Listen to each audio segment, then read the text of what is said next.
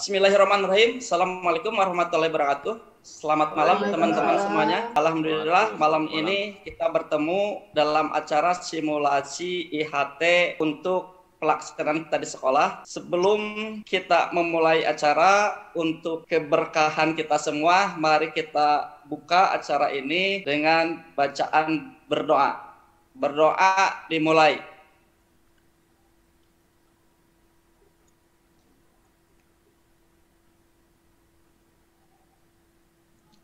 Selesai. Bismillahirrahmanirrahim. Bapak Ibu, sebelum kita memulai, tadi kita sudah berdoa untuk keberkahan.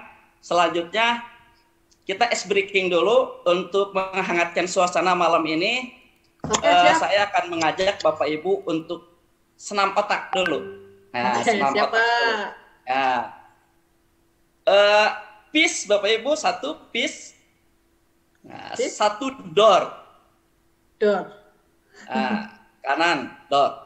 Kalau saya bilang door, balikan ke kanan, door, balik. Oh, gini. Siap. Ya, peace dan door. Balikan. Nah, itu sedang otak tuh. Saya bilang lagi peace ke kiri, peace. Nah. Masih siap, door. Oh. Okay. Cheese. Kalau cheese gini, cheese. Cheese. Oke, udah paham? Sekarang kita mulai. Door. Dar. Cheese. Door. Dar. Cheese. Dar. Door. Cheese. Oke? Selanjutnya kita untuk peregangan dulu supaya ini gerakan kepala kita ke kanan 2 kali, ke kiri 2 kali, Bapak Ibu. Tuh, 2, 3, 4, 5, 6, 7, 8. Sekarang ke bawah 2 kali, ke atas 2 kali.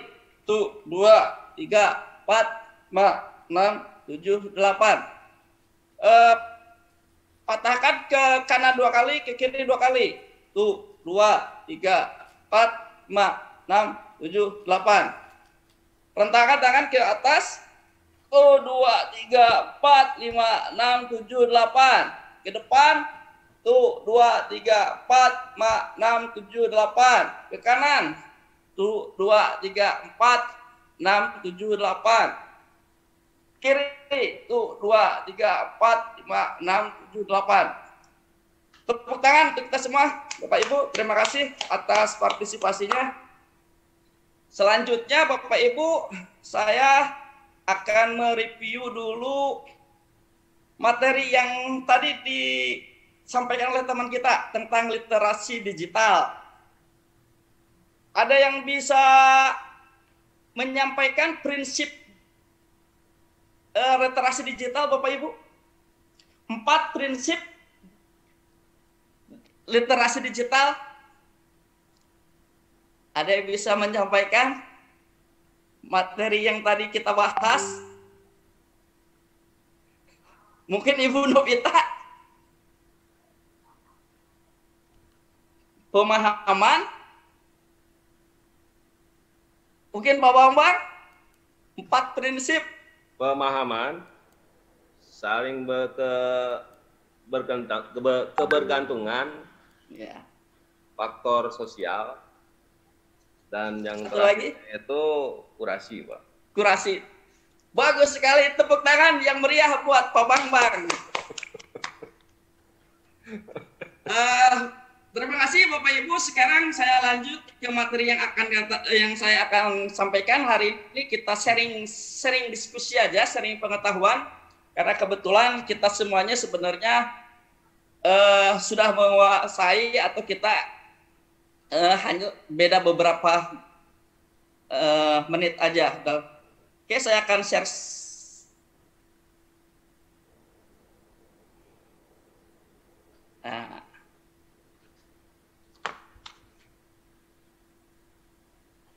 Bapak Ibu, saya akan membawakan presentasi malam ini adalah tentang pengelolaan pembelajaran berbasis proyek di SMK. ya. Karena kita sekarang SMKPK kurikulumnya berbeda, metode pembelajarannya pun berbeda. Nah, di pembelajaran berbasis proyek ini, agenda yang akan kita sampaikan adalah tentang pengantar, definisi pengantar proyek, berbasis pembelajaran berbasis proyek, tujuan, prinsip-prinsip pengolahan, dan implementasi.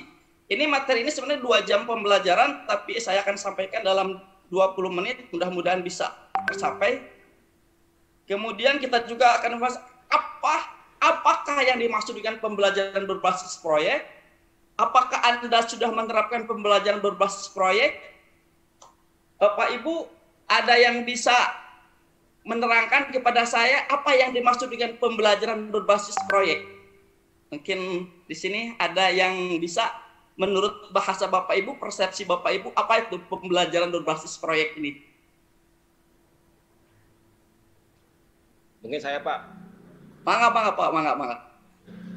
Pembelajaran berbasis proyek itu artinya pembelajaran yang harus menghasilkan sebuah produk. Produk itu bisa produk jasa, produk apapun. Mungkin seperti itu, Pak.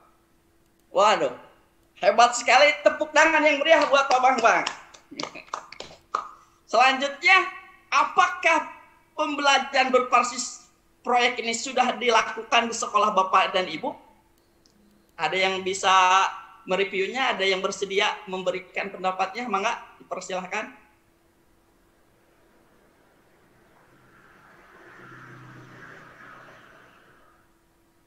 Mungkin Pak Wawan? Saya Pak. Ya, terima kasih. Sebenarnya ini pembelajaran berbasis proyek ini bisa dikatakan istilah baru, tapi di sekolah secara tidak sadar bahwa sekolah-sekolah itu, khususnya SMK, itu pasti sudah melaksanakan lulus proyek, karena intinya adalah yang dicapai adalah proses pembelajaran yang mencapai kepada soft skill, hard skill, dan karakter siswa. Artinya dengan berbasis produknya gitu, ya, dari misalnya pekerjaan dari suatu instansi yang bisa dikerjakan di sekolah, itu juga bisa dikatakan sebuah proyek. Atau barangkali sekolah bisa membuat sebuah rencana pembelajaran yang intinya membuat sebuah proyek atau sebuah benda kerja atau sebuah produk yang dihasilkan oleh anak-anak gitu. Yang jelas soft skill, hard skill, dan karakternya harus tercapai melalui pembelajaran ini. Itu mungkin. 100% buat Pak Wawan. Tepuk tangan buat Pak Wawan semuanya. Terima kasih, benar sekali Pak Wawan, Pak Bambang. Ini kita memang tidak aneh di SMK dengan pembelajaran berbasis proyek ini, karena emang SMK berbasisnya seperti ini gitu ya. Kita berbasis produk. Oke, kita lanjutkan ke pengantar, bahwa perkembangan teknologi sekarang dunia kerja semakin tinggi Bapak Ibu, sehingga ini meningkatkan konsekuensinya adalah meningkatnya tuntutan peningkatan kompetensi kepada tamatan sekolah menengah kejuruan SMK ini.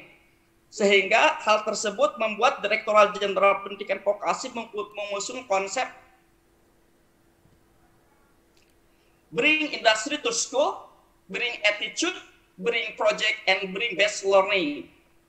Membawa mindset industri, profesionalitas, karakter, dan proyek industri ke dalam kelas. Jadi ini program Bapak Dirjen kita yang baru, Pak Fikan. Tapi sebenarnya konsep ini sudah ada dari dulu. Bring industry to school itu sudah ada sebelum dicanangkan ini. Beberapa sekolah sudah melaksanakannya. Cuma mungkin kita sekarang gaungnya lebih ditingkatkan lagi. Hal tersebut dilakukan untuk meningkatkan mutu pembelajaran agar lebih efektif dan efisien. Selanjutnya mungkin bahasannya adalah tentang ada 9 indikator yang harus diperhatikan dalam pelaksanaan pendidikan vokasi. Ini sebenarnya juga tidak aneh. Yang pertama adalah kurikulum disusun bersama. Ini disusun bersama itu bisa internal sekolah, ya, oleh teman-teman sekolah, guru, kepala sekolah, juga bersama dengan mitra industrinya, juga bisa dengan perguruan tinggi. Juga yang kedua adalah pembelajaran berbasis proyek nyata, real product. Ini bisa dari pesanan konsumen atau mitra bisnis, atau bisa juga kreativitas guru dan sekolahnya.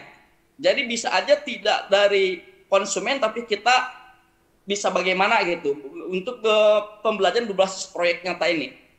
Ada juga adanya peran guru instruktur dari dunia industri atau dunia kerja. Ini biasanya disebut guru tamu, Bapak Ibu.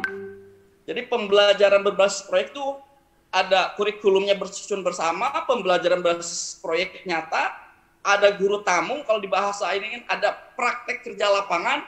Kalau ini sudah terjadi, jadi kita di SMK itu sudah tidak ada masalah. Sertifikasi kompetensi juga ini sudah dilakukan lama sekali di SMK, walaupun mungkin nanti semangatnya berbeda. Update teknologi dan pelatihan bagi guru dan instruktur. Ini bisa pakai guru tamu untuk pelatihan guru-guru dari kita atau guru-guru kita melakukan magang di industri-industri rekanan kita. Ketujuh, riset terapan pendukung teaching factory, ini beberapa sekolah sudah melaksanakan. Kemudian komitmen penyerapan kerja oleh dunia kerja, nah ini yang paling berat adalah ini Bapak Ibu. Jadi kalau kita kerjasama dengan industri, kalau untuk PSG nggak ada masalah. Magang guru beberapa menawarkan, guru tamu masih bisa, tapi komitmen penyerapan dunia kerja ini rada berat. Apalagi kalau kita mintanya 100% anak kita diserap. Ini sulit sekali. Paling bisa adalah anak-anak kita yang berprestasi. Itu yang kami lakukan di SMKN Pleret, yang sudah dapat sertifikasi kompetensi, sudah memang bagus, mereka langsung diserap oleh mitra kami dari pihak industri tersebut. Per 3 bulan anak kami ada 5-7 orang yang berangkat di hotel atau pelayaran atau di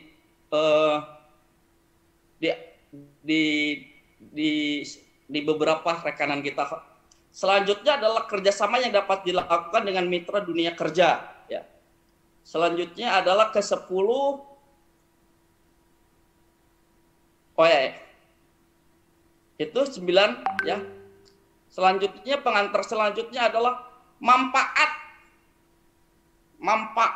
penyelenggaraan pembelajaran berbasis proyek. Yaitu adalah pertama mendukung penguatan terjadinya kerjasama. Otomatis Bapak Ibu, kalau kita sudah melakukan kerjasama, pasti semakin kuat lagi karena gurunya dari indukannya itu datang ke sekolah kita. Kemudian guru kita pun magang di perusahaannya, anak guru orang-orang industri itu terlibat langsung di sekolah kita, sehingga secara hubungan emosional akan semakin dekat dan tahu mana anak yang berpotensi, mana yang baik, maka proses rekrutmennya akan cepat sekali. Kemudian juga peningkatan kapasitas guru lewat tadi magang kerja, melihat juga teman-teman guru tamu cara kerja mereka, itu akan juga riset terapan juga bisa dilakukan. Manfaatnya yang keempat, meningkatkan kepercayaan dunia kerja untuk penyerapan tamatan SMK yang tadi nomor 1 ya, penguatan kerjasama bisa. Selanjutnya terjadinya kepercayaan sehingga meningkatkan kerjasama atau dukungan dunia kerja kepada SMK. Ini kepercayaannya akan meningkat Bapak Ibu. Jumlah PSG kita, penyerapan tenaga kerja kita, bisa juga nanti CSR-nya, bantuannya juga ke sekolah kita. Kalau kita dunia industri sudah seperti kemarin kita ditawarin CSR dari jaringan hotel Hilton yang sudah mereka punya apa yang sudah nggak kepakai itu tawarkan di kita ya segala. Dan itu masih bisa dipakai untuk proses pembelajaran di sekolah kita CSR seperti itu. Ini kalau kita sudah saling dekat, sudah saling, maka akan memudahkan. Selanjutnya adalah definisi pembelajaran berbasis proyek. Ini ada banyak definisi Bapak Ibu, tapi saya akan mengambil satu definisi aja karena keterbatasan waktu. Yang pertama adalah pembelajaran berbasis proyek adalah pembelajaran yang menggunakan proyek sebagai media dalam proses pembelajaran untuk mencapai soft skill, hard skill, dan karakter. Nah, ini. Ada lagi yang lainnya, saya bacakan satu lagi. Penekanan pembelajaran terletak pada aktivitas-aktivitas peserta didik dalam menghasilkan produk yang menerapkan keterampilan meneliti, menganalisis, membuat sampai dengan mempresentasikan produk pembelajaran berdasarkan pengalaman yang nyata. Selanjutnya adalah, ini masih definisi, kita lewat, karena ini materinya cukup lumayan, juga ini juga definisi pengelolaan pembelajaran berbasis proyek. Definisi pengelolaan pembelajaran berbasis proyek adalah kegiatan yang menggabungkan manajemen produksi dan pembelajaran. Sama aja. Kita lanjutkan lagi. Masih definisi. Nah, kita lanjutkan ke tujuan pengelolaan pembelajaran berbasis proyek. Yang pertama adalah meningkatkan kepercayaan di dunia kerja terhadap SMK dan tamatan SMK. Insya Allah kalau dunia kerjanya sudah percaya kepada SMK, jargon bahwa SMK penghasil pengangguran tertinggi itu akan hilang dengan sendirinya Bapak Ibu, dan kita bisa membuktikan lulusan-lulusan kita. Selanjutnya mendukung sertifikasi kompetensi peserta didik oleh industri, insya Allah ini sudah berjalan.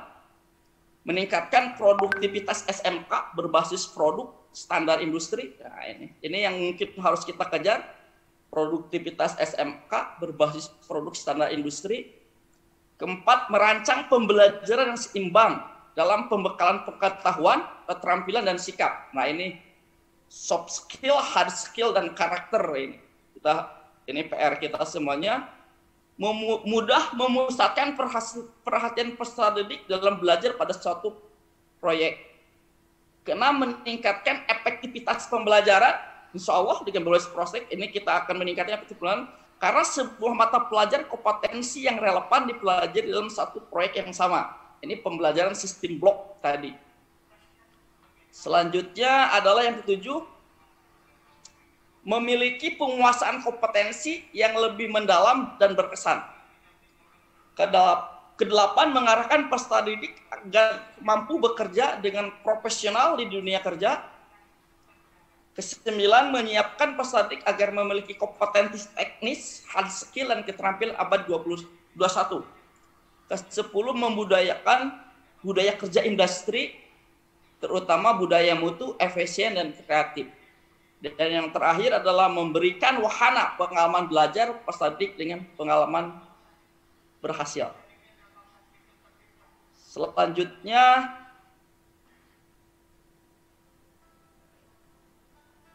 prinsip pengolahan pembelajaran berbasis proyek. Pada prinsip pendidikan vokasi ialah praktik langsung pada lini produksi. Sehingga keseimbangan antara pembentukan sikap, keterampilan, dan pengetahuan dapat terwujud pada diri peserta didik. Nah, ini pembelajaran berbasis proyek. Selanjutnya prinsip pengolahannya adalah pertama, kerjasama produk dan pembelajaran sekolah dengan dunia kerja. Prinsipnya kerjasama produk, pembelajaran sekolah dengan dunia kerja. Yang kedua adalah pembelajaran melalui proyek real dari dunia kerja dengan memperhatikan nilai ekonomis dan ketepatan waktu penyerahan produk. Ketiga adalah proses pembelajaran rangkaian proyek utuh dari analisis order sampai layanan purna jual.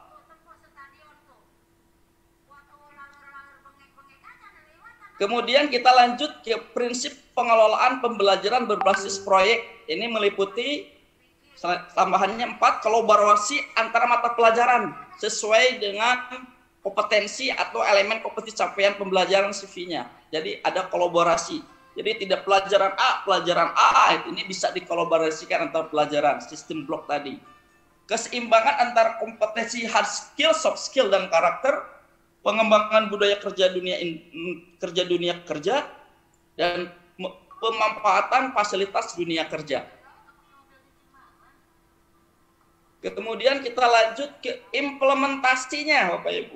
Implementasi dari pembelajaran berbasis proyek ini adalah pembelajaran berbasis proyek dilaksanakan melalui proyek yang merupakan order dari dunia kerja, ya, order dari dunia kerja atau kreativitas guru dan peserta didik dalam menghasilkan produk unggulan SMK. Order, misalkan kalau jurusan mesin, ordernya adalah kita kerjasama dengan perusahaan apa, PT apa, pembuatan baut. Nah, itu dikerjakan di bengkel kita, di pabrik kita, oleh anak-anak kita, tapi ada jaminan mutu, ada orang dari industri yang menilai itu bisa. Atau kreativitas buku, kreativitas guru kita atau anak-anak kita. Kebetulan di SMK kami itu ada kafe, ya, kita sudah punya kafe. Nah, bisa anak didik kita mengajukan proyek ke kita. Pak, saya mau dagang nasi goreng atau ayam geprek paket ini. Mereka menyusun anggarannya, menciptakan rasanya segala macam, kemudian menunya segala macam, coba menunya, kemudian kita pasarkan di kafe kita. Ya, itu bisa juga. Nanti yang membelinya adalah teman-teman mereka. Itu bisa juga. Kreativitas guru atau perusahaan anak bisa kita di sini pembahasan beberapa proyek ini. Kemudian berdasarkan order sekolah melaksanakan analisa untuk memastikan apakah dapat dilaksanakan atau tidak dengan memperhatikan penguasaan kompetensi. Ini order yang kita terima itu harus dianalisa dulu Bapak Ibu. Apakah sesuai dengan kompetensi kita atau tidak? Ini maksudnya ke kompetensi mana aktivasi. Nah, sehingga nanti dalam itu mata pelajaran apa yang akan terlibat. Nah, ini penyusunan kurikulumnya harus sampai ke sana. Selanjutnya adalah apabila berdasarkan analisis pekerjaan dapat dilaksanakan, selanjutnya dilakukan persiapan dan pelaksanaan pembelajaran. Nah, kalau sudah dianalisis bahwa ini memang masuk sesuai dengan kompetensi anak, ini masuk ke KD ini, masuk ke ini, kita laksanakan. Ilustrasi prosedur dapat dilihat. Selanjutnya Bapak Ibu, ini kita lewat karena ini sama aja. Selanjutnya adalah kita masuk ke implementasi juga. Proses pembelajaran yang menyatu pada proses produksi layanan jasa secara kontekstual, peserta diberikan pengalaman belajar pada situasi yang nyata dengan suasana kerja. Ini anak benar-benar layanannya itu nyata, kerjanya itu nyata, sesuai dengan suasana kerja itu. KP-nya seperti KP beneran, konsumennya beneran, kerjanya benar-benar situasi nyata itu. Pelajaran berisikan beberapa atau seluruh kompetensi pada satu mata pelajaran atau antar mata pelajaran SMA sesuai dengan proyek. Jadi si proyek tersebut tidak satu mata pelajaran. Misalkan kalau JB materinya tradisional pun, bukan cuma tradisional pun di sana. Ada agamanya, ada matematiknya. Jadi terintegrasi mata pelajarannya ke sana. Oh, matematiknya menghitung volume bahan, itu masuk ke sana. Dan nanti materinya kemana masuknya? Ke matematiknya apa masuknya? Jadi terintegrasi si pembelajaran tersebut. Selanjutnya adalah peserta didik belajar mulai dari menganalisis spesifikasi dan persyaratan produk, order dari dunia kerjanya, perencanaan, proses produksi, evaluasi, penilaian hasil produksi, penjaminan mutu, pemasaran, distribusi hingga purna jual. Kita pun sampai memikirkan, harus bisa sampai memikirkan ke pelayanan purna jual. Itu mungkin Bapak Ibu yang bisa saya sampaikan.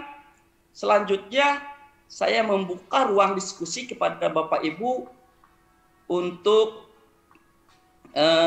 jika ada yang ingin menambahkan, jika ada yang tidak puas, monggo kita sharing pengetahuan malam ini. Terima kasih, maka dibuka open discuss-nya. Mangga, Pak Bambang, mangga.